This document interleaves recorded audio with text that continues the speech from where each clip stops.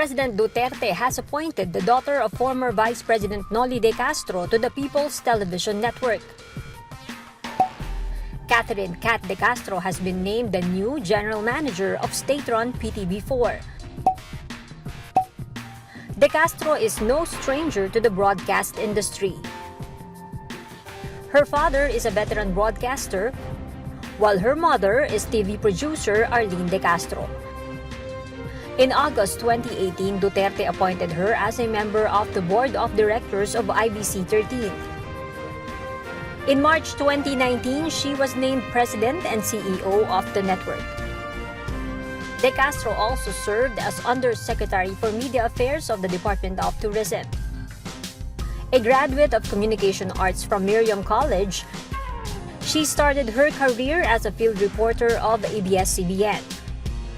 She also hosted her own travel show Trip na Trip and business magazine show Swak na Swak.